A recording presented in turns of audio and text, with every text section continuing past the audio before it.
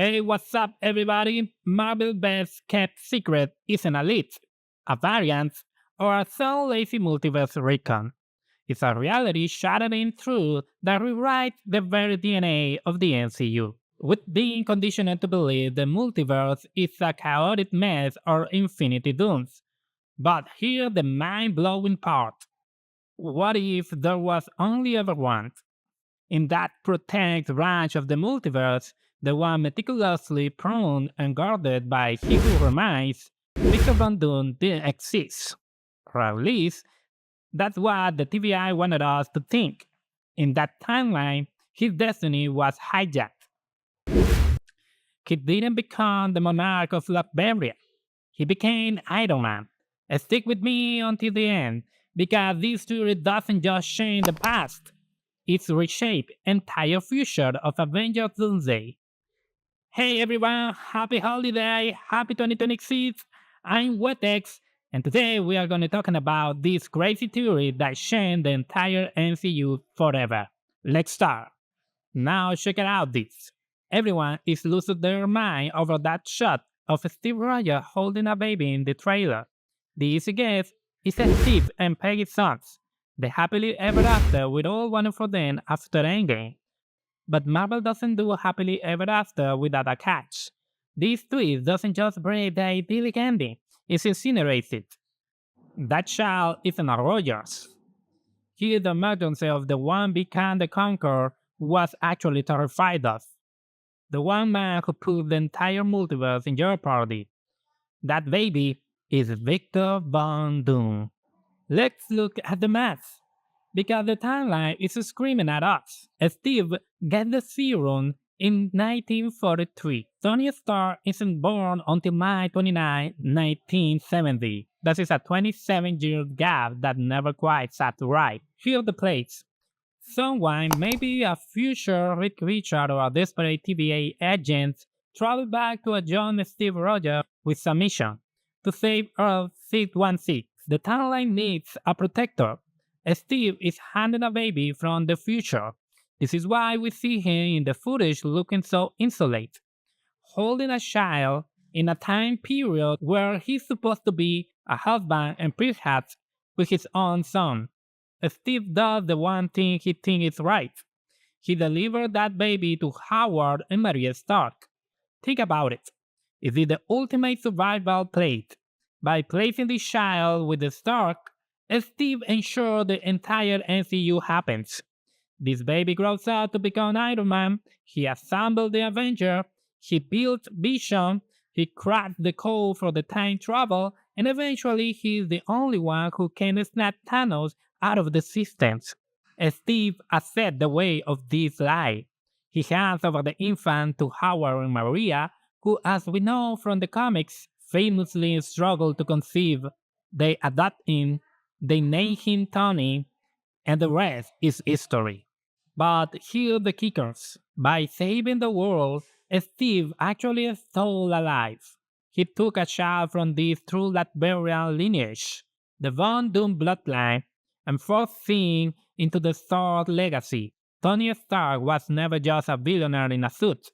He was always a hijacked version of Victor Von Doom. Let me know in your comment your opinion. This baby is actually Victor Von Doom or Steve and Peggy's sons. And now we need to talk about Doom's true plan. Chaos magic and the Scarlet Witch. Yes, until you don't believe it. Here where the things get dark. Doom isn't just another power-hungry titan hunting for Infinity Stone. He's investigated the sacred timeline like a forensic scientist. He has peered into the story of Earth 616 and seen the life he could have had, the life of Steve Rogers stole from him. And that's exactly why he's hunting down Steve Rogers. He's looking for the man who effectively kidnapped him from his throne and partially caused his death. So, Doom's ultimate goal is a true universe. He wants a reality without TVA intermission, where X-Men and Avengers coexist and where incursion are a thing of the past. But to build a world, you need a battery. You need someone with the power to rewrite existence itself. The clues are hiding in plain sight. Look at the Avengers Doomsday logo. Those ancient runes circling the 8. In the comics, Doom is a master of mystic arts, blending his modern dark magic with these unblending edge texts. In the MCU, there's only one person who wields that kind of raw reality warping power: Wanda Maximoff. Think back the Half of N storyline. After Wanda breaks the world, she disappears. In the lore, Doom finds her with a total amnesia. He manipulates her, takes her to Latveria, and even convinces her she's in love with him, all to siphon her chaos magic. We haven't seen Wanda since Wonder Girl collapsed. Doom like Leopoldo from the rubble, keeping her as his secret weapon to create the new battle world. It's highly likely this is happening, especially since many sites across the internet are treating these images as the real deal. It gives us our first look at Doom, and honestly, it's pretty classic portrayal of the King of Latveria. I totally buy into the idea of a Doom who leans into magic rather than just technology. People might expect a more high-tech version because you know all about Robert Downey Jr., Iron Man, all that is logic, but the look is staying very true to the roots. We also see looks for other characters. Interestingly, Steve Rogers isn't being billed as Captain America or Nomad. He just listed as Steve Rogers. This is sparking a lot of controversy and debate over Falcon's future now that Steve is back. Of course, in the comics, it's not the first time we had two Captain America acted at once, but people are spirally into the weird hate train. They're claiming Marvel is desperate or something along those lines. I mean, who in their right mind is actually obsessed about Steve Rogers coming back? We're getting the Marvel Trinity back together: Thor, Steve, and well, Iron Man, but as Doom. I had no doubt we'll see an Iron Man variant or some time travel stuff eventually. They're superheroes, they always come back.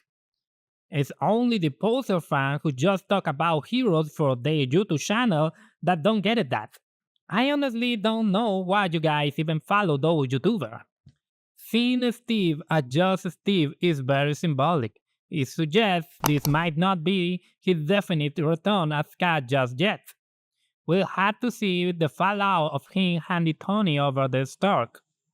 And despite what the irrational Marvel hated team claiming Sam Wilson will be ostracized, Sam will clearly be the first person to welcome him back. He'd be thrilled and will probably even offer the shield back so he can get his own. Maybe something Wakandan that looks more like the comics. Time will tell how this movie ends and if we'll get both Captain America in action simultaneously. Just like, of course, the comics. By the way guys, as probably you know from my previous videos, we recently got the Avengers Doomsday trailer focused on the X-Men. The biggest shocker, Magneto is a traitor. That's why everybody is buzzing about the potential showdown between Magneto and Shuri. There's a huge debate right now. Can Magneto actually control Vibranium?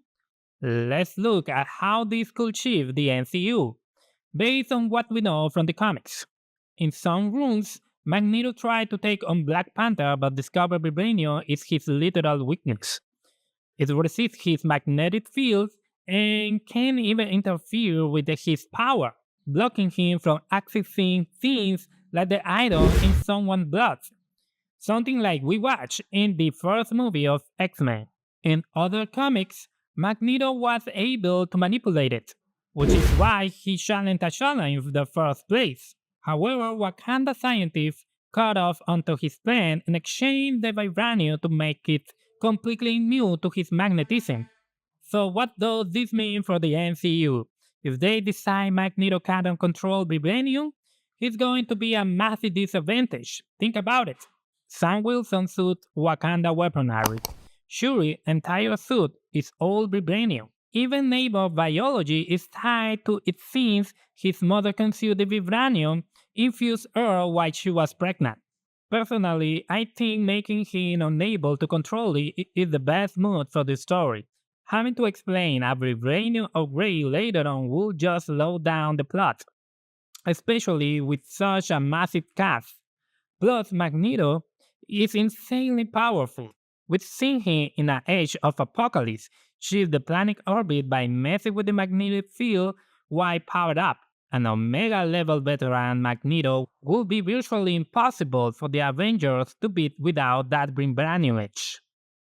By establishing Vibranium as a blind spot for his power, the MCU creates a tactical chess match. It's for Magneto to be more creative with the environment, rather than just being an unstoppable god, making the eventual team-up battle much more grounded and thrilling to watch. And remember, guys, that Ian McKellen is like 80 years old, so it's important not create, super crazy battle with him. But what do you guys think? Will Magneto be powerless against Vibranium in the MCU? Let me know in the comments. Subscribe for more Marvel and DC content, and check out my deep dive into the X-Men trailer. Remember, it's not officially out yet, so do you want to miss it? See you there!